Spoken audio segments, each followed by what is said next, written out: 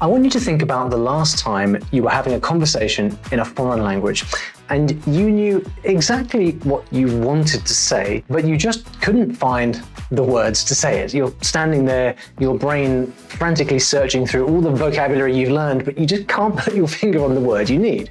Or worse, something completely wrong comes out. We've all been there, right?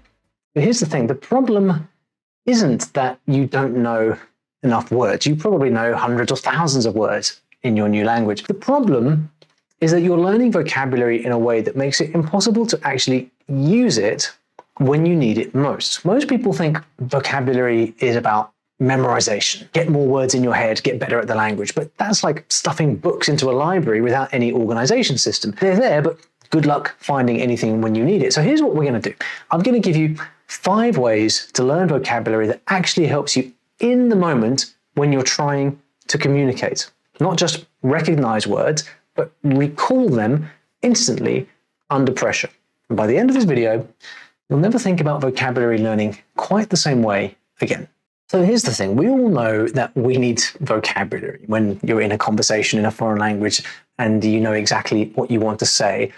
Why is it so hard to find the words you need? You know what it's like, you're standing there, your brain's frantically searching through all those flashcard words you memorized, but for some reason you just can't put 2 and 2 together. You can't get that word, can't pluck it out of the ether, or worse, something completely wrong comes out.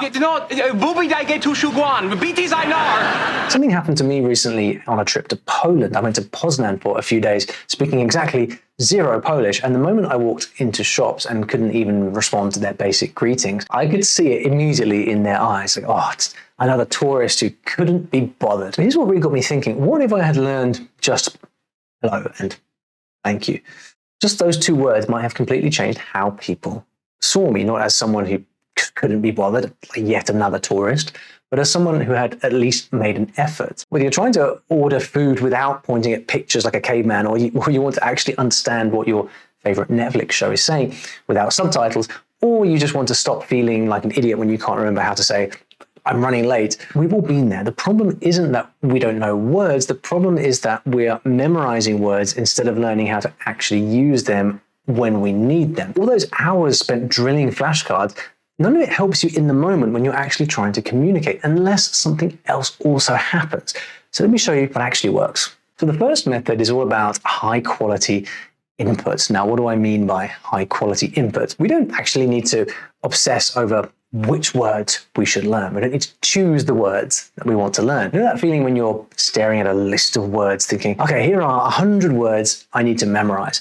Yeah, we can skip all of that torture. Instead, what we can do is just spend time with input. And input means listening to stuff, reading stuff, watching movies. What happens then is just by following along with the plot or the story, we create the conditions for our brains to pick up vocabulary naturally. Now, this isn't like memorizing from a list, but rather just exposing our brains to vocabulary so that over time, with lots of repetition, it has a chance to actually stick. And what's more, these words are going to be easier to learn and better remembered because of context. Now, here's the key, and I learned this the hard way. You need to expose yourself to the right kind of input. Now, the best type is where you understand at least 80% of what's going on, of what's already there, maybe even more, like 90, 95%. This is important. You want to choose material where you already understand most of what you see or hear. Now, here's why. If you already understand 9 out of every 10 words, it's going to be very, very easy for you to guess that 10th word. That makes learning from context a lot easier. Where people get into trouble is that they listen to stuff that's way too hard for them, and then every single word becomes a mystery because there's not enough context, there's not enough support to guess from. And that's why they can't learn from input and they start to think, oh, reading is too hard, listening is too hard. So here's what I want you to try. Instead of just turning on the first thing you can find on Netflix, instead spend a little bit of time reviewing different material and find something that is at your level, something where you can already understand most of it. My short stories were written for this exact purpose. They're interesting stories, but they're written at an easier level. So even if you're not a very fluent reader or an advanced speaker yet, you can still understand a lot of it. Spend a bit of time finding material that's in that comfortable zone, and then try this reading or listening activity again and see how you get on. And actually, if you're wondering what the best TV shows there are to watch, I've put together a list of bingeable content organized by language. It's completely free, and honestly, it would have saved me a lot of trial and error and annoying hours wasted on Netflix. There's a link in the description there. Now stick with me here, because this next part is where most people screw up. The next part about learning vocabulary is to actually use it to talk. And here's why this is so important. A lot of people develop what's called a passive vocabulary. These are words you can recognize when you hear them, but you can never actually recall them when you need to use them in conversation. You know that feeling when you have a word on the tip of your tongue, but you just can't get it out? The problem is you can't be a fluent speaker if you can't instantly retrieve the words that you need. It's like having a library full of unorganized books. They're there, but you have no way of knowing where anything is when you need it. The way to get words off the tip of your tongue and into actual conversation is to practice that recall. It's to practice being in a conversation, digging up the word when you need it, and using it. It's like speeding up the pathways in your brain. The more we talk with people, the more we have to recall vocabulary under pressure. And that's what eventually leads to fluency. But here's what often happens, and I bet you've experienced this. You end up falling back on the same safe words that you always use. And it creates this vocabulary prison where you always describe everything with the same basic words. You know that feeling? Have you ever tried to explain something and ended up saying the equivalent of like, it's like, you know, the thing that, yeah, that's the vocabulary prison right there. So here's what I want you to try. I want you to be very aware of words that you've made an effort to learn recently, and then take them consciously into your next conversation. You can try to just remember them. Some people actually even like to write them down and make an active effort to use these words that you have prepared. So once you've used a word successfully in conversation, it really gets implanted in your brain on a deeper level. You want to know something embarrassing? I sometimes practice new words with my cat first. See, they don't judge, they don't correct my grammar, and honestly, it works better than most language apps. Now, we've talked about finding the right content and using it, but here's where it gets interesting. What words should you actually focus on? This next method creates a lovely virtuous circle, and it changed everything for me. If you're reading and listening to stuff you're interested in, you're naturally going to do more of it. It's funny how we always find time for the stuff we actually enjoy, isn't it? But here's the key. If you're interested in something, you probably engage with that topic in multiple different ways. You read about it, you watch videos, you talk about it. For example, I really enjoy travel. So whenever I'm learning a new language, I often learn words related to travel first. And this could be when I'm actually in the country and I want to ask people for things, whether that's kind of directions, recommendations for food, cultural events, and things like that, because I know that I'm going to use that. It's also a great way a great excuse to actually talk to people. But whatever you're interested in, whether it's coding, trees, or sports, make an extra effort to learn vocabulary around those topics. It becomes more useful because you're actually going to use it, and that creates this virtuous circle where you keep engaging with the language through things that you care about. Now, I used to think I needed to learn so-called useful vocabulary first, you know, the numbers from 1 to 10, the colors, those thrilling phrases that show up in every textbook. Where's the dormitory? Where are you from? I'm British. Stuff that the publishers decide are important. But then I decided to learn Japanese, and it's for my own reasons. I was fascinated by Japanese culture. I lived there. I was interested in the way that they approach work and relationships, the food. So instead of learning textbook phrases, I dove into content about things that actually intrigued me and excited me. I read articles about Japanese business culture, for example, watched cooking shows, listened to podcasts about people talking about daily life in Tokyo. And because I enjoyed it, I did more of it. I kept going in that little vocabulary island, and suddenly my vocabulary grew really, really quickly. I made a lot of connections, and that was a huge part of my life, all because I followed my genuine interests instead of some random curriculum. You know what? I'm realizing as I'm talking, there's this pattern in everything I'm sharing. We keep trying to memorize vocabulary like we're cramming for a test. But what we actually need to do is develop a relationship with new words, because a strong vocabulary is like a great friendship. The words you spend time with, they stick around. The ones you just meet once at a party, they're kind of gone. So now that we know how to make friends with words, let me tell you how I learned to keep those friendships strong, because I used to be terrible at this part. Here's something crucial about vocabulary. Once you think you've learned a new word, it is very dangerous to assume that you will know it forever, because there is something called the forgetting curve.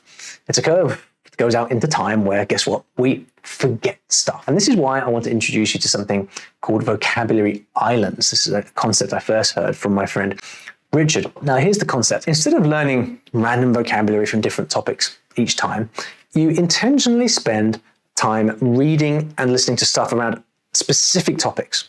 So you might spend a few weeks deliberately reading about food and drink. That's the vocabulary island. When you do this intentionally, what happens is the same vocabulary crops up over and over again, and that repetition makes you learn faster. But here's the key. You need to go back to that material. You need to go back and read that article again, watch that TV show again, whatever's been interesting and useful for you, you go back and you revisit it. That repetition leads to mastery. And it could be that one extra hour spent with something you've already seen is the thing that solidifies it forever in your memory. This is exactly what happened when I was learning Cantonese. I got completely hooked on this TV drama called Triumph in the Skies. There's 2 seasons, like a bazillion episodes in each one, but I watched the same episode over and over and over. Same characters, same conversations, same romantic drama that I was probably too invested in. But something magical happened. The language started to stick naturally. The words that they kept using, I knew them. Each time I went back, I caught more words, more phrases, more natural rhythm. My brain did the same thing with language that it does when you rewatch your favorite shows and notice things that you missed the first time. That bingeable TV shows list that I mentioned earlier, those are exactly the types of shows that work for this method. Engaging enough that you'll actually want to rewatch them, and they create these vocabulary islands around specific topics. Whether you use Netflix, library books, story learning language courses, or whatever, the principle is the same. Stories just happen to be really good at sneaking vocabulary practice past your brain's defenses. And there's a link below if you want to check out this PDF. But honestly, you can start doing this with anything that you're already reading or watching. Now, my next method is to focus on phrases, not individual words. And this is really enormous. We often think of vocabulary as individual words, but actually language is always used in chunks of words together. Take the simple phrase, how are you? Now, it might sound like 3 words stuck together, and technically it is, but we always think of it as one single phrase. None of us ask, how are you, thinking, okay, what grammar goes with what? We just say the phrase, right? And most of language works exactly like that. So instead of trying to learn words by themselves, put entire phrases into your notebooks or into your flashcards. And here's why this works so much better. The more words you're learning at the same time in a phrase, the more kind of anchor points you have to hold on to and remember. It actually becomes a memory aid to have more vocabulary in the same place, not less. Whenever I'm learning a language, whenever I come across a word that I want to remember, I always write down the full sentence that that word comes in. It doesn't take much more work because I already know most of the words in that sentence, but it's much more memorable because I have all these different anchor points for this new word to hold on to. So if you're watching a movie and you hear a word that you like, don't just write down that word, write down the whole phrase because it's the context that gives it meaning, makes it stick. For the longest time, I was building sentences word by word, like some kind of language robot, and it sounded exactly as natural as you would expect. But when you learn phrases, you sound like you actually know how the language works, not like you're translating it from English in your head. Now, if you would like a sneaky bonus trick, here is one that I discovered entirely by accident.